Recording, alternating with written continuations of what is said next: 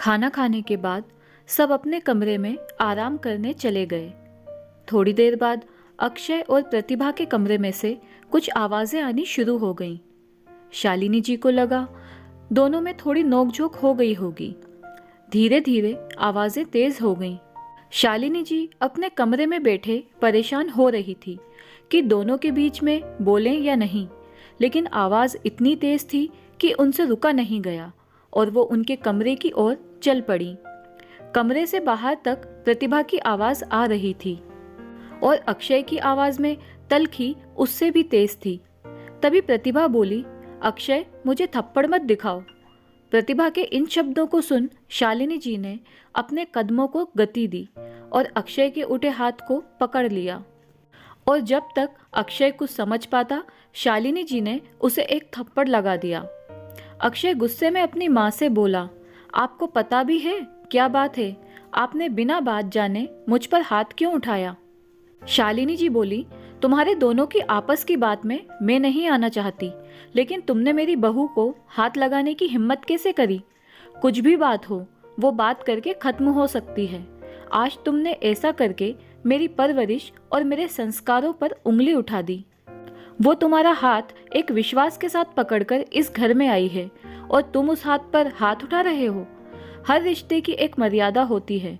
तुम लोगों के बीच किसी बात को लेकर अनबन हुई तो उसे आपस में बैठकर बात करके ख़त्म करो, ना कि एक दूसरे के साथ गलत भाषा बोलकर या ऐसे अल्फाज जो बात खत्म होने के बाद भी दिल में चुभते रहें। शालिनी जी की बात सुन प्रतिभा उनके पास आकर बोली, माँ, मुझे लगा आप भी और सास की तरह अपने बेटे का ही पक्ष लोगी, लेकिन आपने मेरा पक्ष लिया। आप मेरी सास नहीं, मेरी माँ हो। शालिनी जी बोली, बेटा, मैंने सही का पक्ष लिया है। अगर तुम गलत होती तो मैं तुम्हें बोलती, और एक औरत होने के नाते मैं खुद एक औरत के साथ गलत नहीं होता देख सकती, फिर चाहे गलत करने वाला मेरा अपना बेटा क्यों ना हो। शालिनी जी की बात सुन अक्षय शांत हो गया और उसको एहसास हुआ कि वो क्या करने जा रहा था। उसने प्रतिभा से माफ़ी मांगी और अपनी माँ का हाथ पकड़कर उनको शुक्रिया बोला कि आपने मुझे गलत करने से रोक दिया, और सोचने लगा कि प्रतिभा सही ही तो कह रही थी कि उसको समय नहीं मिल सका मेरी कमीज़ के बटन लगाने का। वो भी तो मेरी तरह बाहर काम करने जाती है और उसे तो घर आकर भी काम करना पड़ता है। मुझे क्यों बेवजह इतना गुस्सा आ गया? मेरी मेल ईगो ज़्यादा बढ़ गई थी। अगर मुझे प्रतिभा ने मना किया तो मैं ये काम माँ से भी कह सकता था।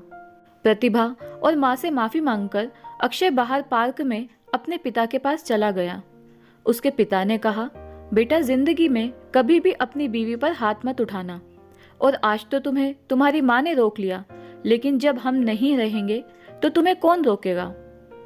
अक्षय दोनों हाथ जोड़ते हुए बोला, पिताजी, मैं अपनी गलती के लिए बहुत शर्मिंदा हूँ और आपसे वादा करता हूँ कि अब कभी भी ऐसा नहीं होगा और आप दोनों के संस्कारों पर कभी उंगली नहीं उठने दूंगा। प्रतिभा और शालिनी जी भी बाहर आ गए तो प्रतिभा बोली, आप दोनों जैसे बुजुर्ग का घर में होना एक आशीर्वाद है और भगवान हम पर आपका हाथ हमेशा बनाए रखें। तो ये थी हमारी आज की छोटी सी कहानी। आपको कैसी लगी कमेंट करके ज़रूर बताएं। धन्यवाद दोस्तों।